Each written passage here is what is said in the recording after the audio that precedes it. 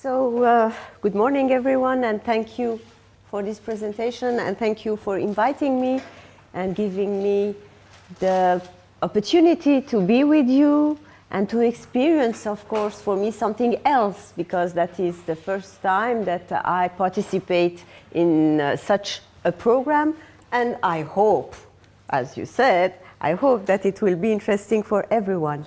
So maybe before beginning the course, the lecture, I can say some words about myself so you can see what is my perspective and also understand maybe what is my perspective. I am a scholar and I've been working at the university in Belgium for about more than 20 years. And I forgot the 20 and I mainly teach two subjects. It's development theory and also I teach some courses on Muslim countries, which is not, of course, the place here. And I'm teaching now also not only in Belgium but also in Egypt, where I teach this course, let's say, to people that work in the administration in Africa, and I also teach the same course, introductory course in Vietnam and in Mali. In Vietnam and in Mali, we have my center and the universities there have cooperation contracts, and we are trying to create there some masters in development studies, and especially focusing on agricultural matters, issues. So I'm not, let's say, an expert in cooperation. What I do in cooperation is more university to university cooperation, and maybe what I will say will surprise you, because when people think or work on development matters, there is sometimes two different perspectives, and there is the perspective from scholars, which is often pessimistic, because scholars have the habits to see what is wrong. And there is the perspective of experts that is very positive usually, because experts on the same matters usually have the habit to see what is right in their actions and in what they do. So I hope that I won't be too negative. And I've been here for 3 days, and there is something also very interesting that I have noticed talking about development in Poland. It is that sometimes the perspective on development is quite different here, and I really like to speak about the context, and I will speak a lot about the context of these theories, but the context of the history and the context of Poland is quite different from what we have, for example, in Belgium, because cooperation policy in Belgium has a long story, and maybe we have more the experience of failures, some failures in cooperation, compared to Poland, that is completely, maybe this policy is quite new, and also Poland that has another experience these past years. So having said all that, let me begin the course, and maybe I will give you the program of these 2 days. I will have some introductory remarks on the issue of aid and development, and then I will go on with presenting, let's say, the evolution of development thinking, beginning with modernization theories. And you will see that I really focus on the context because this is important. And then I will talk about the radical perspective. And I will tomorrow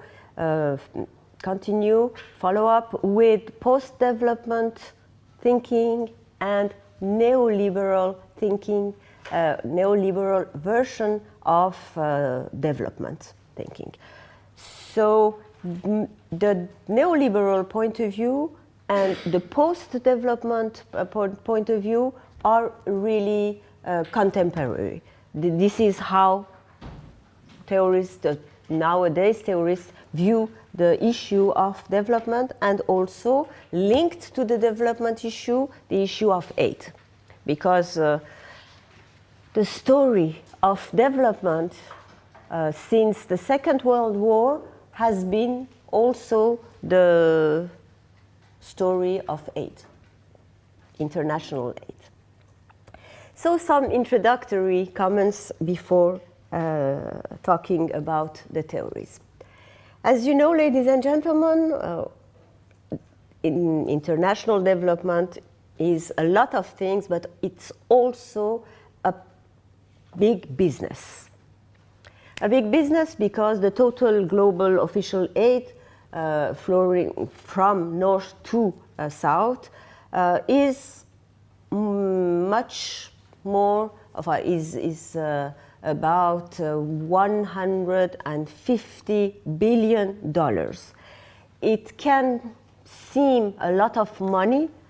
Some people say that it's not a lot compared to other amount of money spent in the developing world, but well, it's really an interesting amount of money anyway.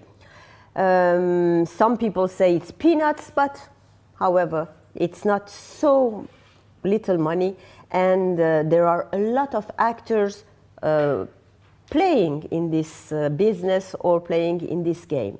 There are, of course, some actors that begin after the Second World War. I will talk about it when I talk about modernization theory, but there are also new actors, new important actors like China and India, and of course some countries of Eastern Europe that are newly coming actors. And especially when I talk about China and India, they are rapidly enhancing their role as aid providers. Especially China now is a big player in Africa. Not always maybe in the right way, but however, it's a big player, and you will guess that what is not really the problem for China is the political point of view. And I suppose that you, like me, have heard today the issue of the Nobel Prize, which is really getting angry the Chinese officials. But there's not only states that are playing in this game or are participating in this business. There's more and more private association. Of course, there are NGOs, and also there are more and more private philanthropists. These private philanthropists have become really important actors, and sometimes what they spend in the third world, the developing countries, is more than the budget of a very important international organization. For example, what is spent by the Gates Foundation in the developing world and in matters concerning health is much more than what is spent by the International Wealth Organization. So you should also take into account what is their role in the developing countries. It's important because I will talk, of course, about the American policy in the developing countries, but the American policy, the official, the state policy of United States in the developing countries is getting maybe weaker and weaker, but private organizations are really getting more and more important. So this, when I say United States, I have of course to say who I'm talking about. This aid industry, to use some word that are used today, this aid industry or this aid business, however, is very controversial. Today, a lot of discussion, and I will just quickly, briefly talk about this discussion, because there are some people that really think that we should stop aid, and they have really good arguments to say that we should stop aid, and others in the opposite side that think that this aid business should be more important because there are really important issues at stake.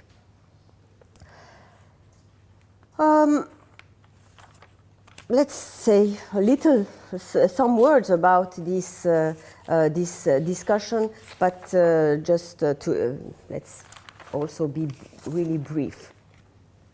So, what is the argument of people who think that aid flow should increase? Excuse me. This is really the argument of United Nations. And this is the argument of people focusing on the Millennium Development Goals.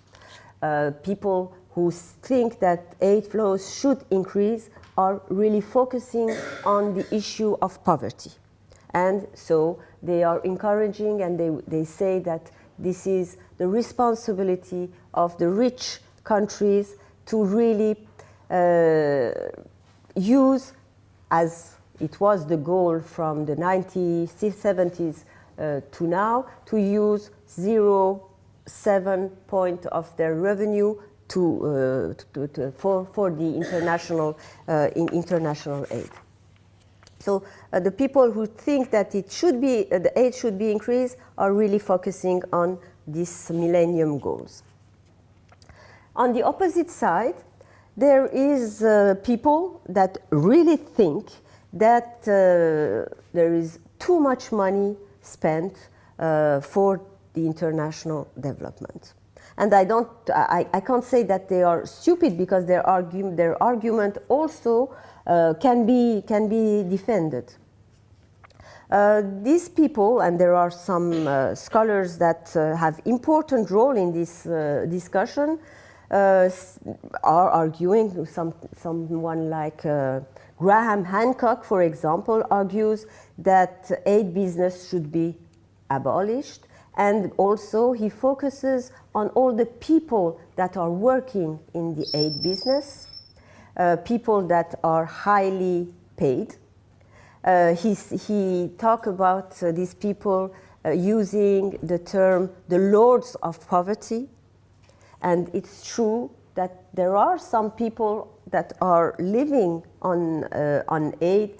It's not only Hancock that is talking about this aid business that should be abolished, but there's also someone like Easterly. He's another scholar who has written a book that has a very interesting title, which is The White Man's Burden: Why the West Efforts have done so much ill. And he is arguing also that we should stop. The title of the first book or the second book? The White Man's Burden. Why the West's efforts to aid have done so much ill and so little good. This is a book that was published in 2006.